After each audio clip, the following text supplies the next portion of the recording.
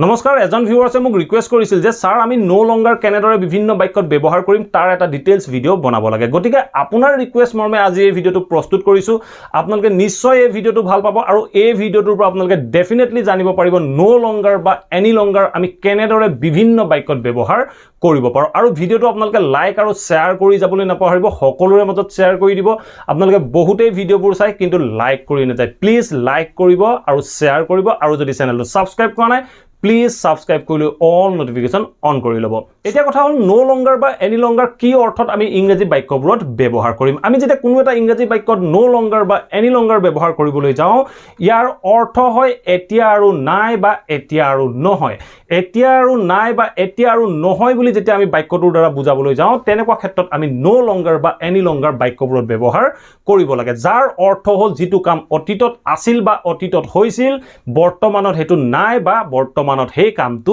নহয় আমি বিভিন্ন বাক্যত no longer any longer ব্যৱহাৰ কৰিব পাৰো আমি state of being ৰ বিভিন্ন বাক্যত no longer any longer ব্যৱহাৰ কৰিব পাৰো আৰু বাক্যবোৰে যদি কোনো অ্যাকশন বুজায় কোনো ক্ৰিয়া বুজায় সেই বাক্যবোৰতো আমি no longer any longer ব্যৱহাৰ কৰিব পাৰো আমি কেনেদৰে ব্যৱহাৰ কৰিম তাৰ কেইটামান এক্সাম্পল চাম এক্সাম্পলৰ মাধ্যমেৰে যেতিয়া আমি বুজিম আপোনালোকে সহজে বুজি পাব আৰু আপোনালোকও এনে ধৰণৰ সেন্টেন্স সহজে create কৰিব পাৰিব so first example এটা আমি ক'ব পাৰো যে she is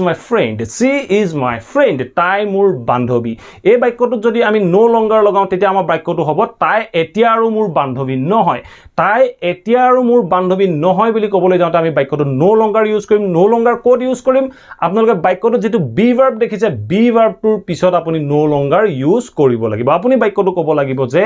she is no longer my friend she is no longer my friend তাই এতিয়া আৰু মোৰ বান্ধৱী নহয় যদি any longer ইউজ কৰে তেতিয়া is ৰ পিছত আপুনি not লগাব বাক্যটোৰ শেষত any longer ব্যৱহাৰ কৰিব তেতিয়া আপুনি বাক্যটো ক'ব লাগিব she is not my friend any longer she is not my friend any longer তাই এতিয়া আৰু মোৰ বান্ধৱী নহয় ঠিক আছে নেক্সট এটা এক্সাম্পল ক'ব পাৰো যে I am a teacher মই এজন শিক্ষক মই যদি বাক্যটো no longer ইউজ কৰো তেতিয়া আমি কম I am no longer a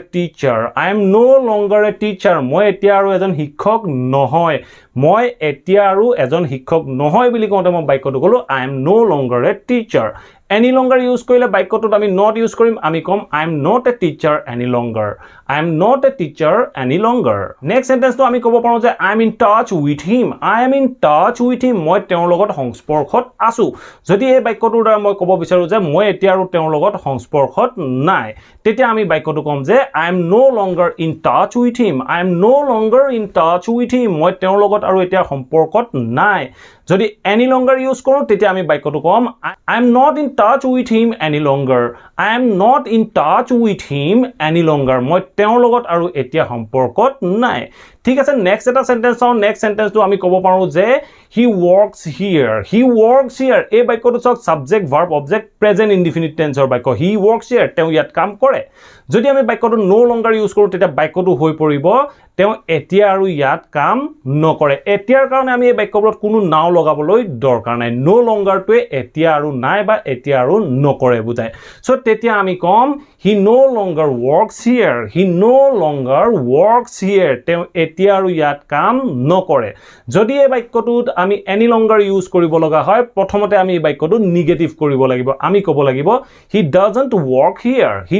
work here বাক্যটো নিগেটিভ হ'ল তাৰ পিছত আপুনি বাক্যটোৰ শেষত any longer ব্যৱহাৰ কৰক আপুনি ক'ব লাগিব he doesn't work here any longer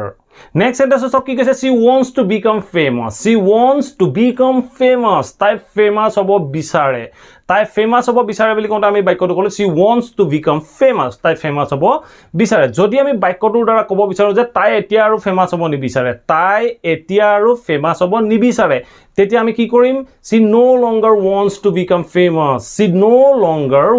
to become famous তাই এতিয়া আৰু famous হ'ব